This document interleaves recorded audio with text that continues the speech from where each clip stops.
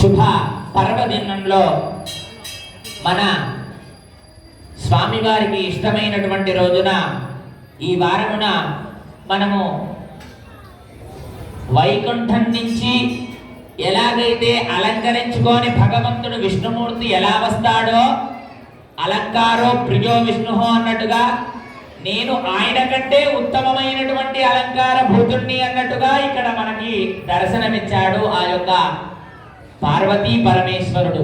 ఎందుకనంటే ఇలా మనము వెంకటేశ్వర స్వామికి చూస్తాం అలంకారాలు, అవునా? మరి స్వామివారు కూడా శివుడు కూడా ఎక్కడా తగ్గకుండా నేను కూడా అలంకార భూతుడనే అని కూర్చోండమ్మా ఒక 10 నిమిషాలు. నేను కూడా అలంకార భూతుడిని అని కైలాసం నుంచి దిగి వచ్చి ఆ యొక్క స్వామివారు ఇక్కడే ఉన్నారా అన్నట్టుగా అలంకార భూతుడై కూర్చున్నాడు ఈ యొక్క కళ్యాణంలో.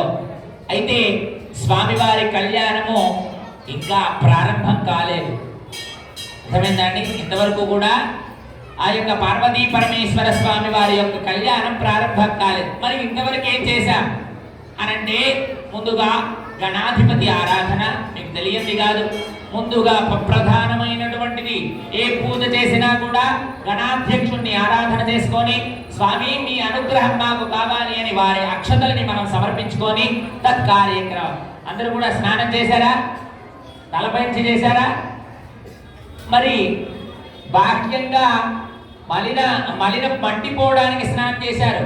అంతరంగంగా మనస్సు శుద్ధి కావాలి అంటే స్నానం చేయాలి కదా.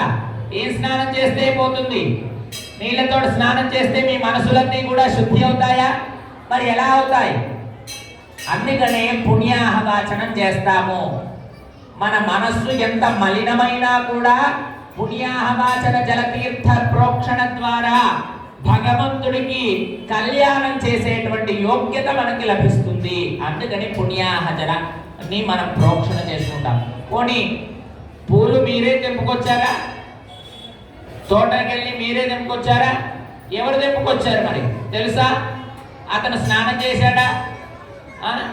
పోనీ చెప్పులు వేసుకొని కోసాడా? చెప్పులు వేసుకోకుండా కోసాడా? ఎక్కడ తిరిగి కోసాడు? ఎన్ని చేతులు మారాయి? పండ్లు మీరు తెచ్చారా? చెట్టుకు మనం కోసామా?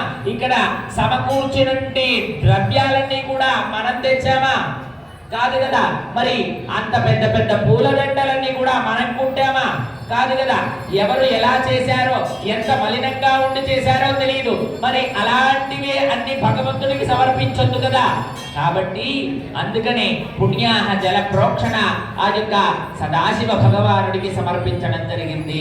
అవన్నీ కూడా శుద్ధి జరిపి ఆ తరువాత మనమందరం కూడా శుద్ధి అయ్యి ఆ తరువాత కళ్యాణ యోగ్యతని మనం తీసుకున్నాం. ఇప్పుడు యోగ్యత అంటే కంకణం కట్టుకోవడం. స్వామి నీ యొక్క కళ్యాణం చేద్దామని కంకణబద్ధులై ఉన్నాము, ఖచ్చితంగా చేస్తామని నిర్ణయించుకున్నాము, మమ్మల్ని అనుగ్రహించండి అని చెప్పి మనం కట్టుకున్నాము. గృహస్థాశ్రమ యోగ్యత బల సిద్ధ్యర్థం ఆ యొక్క స్వామి వారికి కట్టాము రెండో కంకణాన్ని. అలాగే గృహస్థాశ్రమ యోగ్యతా బల సిద్ధ్యర్థం యజ్ఞోపవీత ధారణాన్ని కూడా సమర్పణ చేశాము స్వామి వారికి. ఇప్పుడు కళ్యాణం ప్రారంభం అవ్వబోతుంది. కాబట్టి అందరూ కూడా శ్రద్ధాచిత్తులై ఉండండి. ఆ యొక్క సదాశివ భగవంతుడు ఎంతో మహిమాన్వితుడై ఉంటాడు.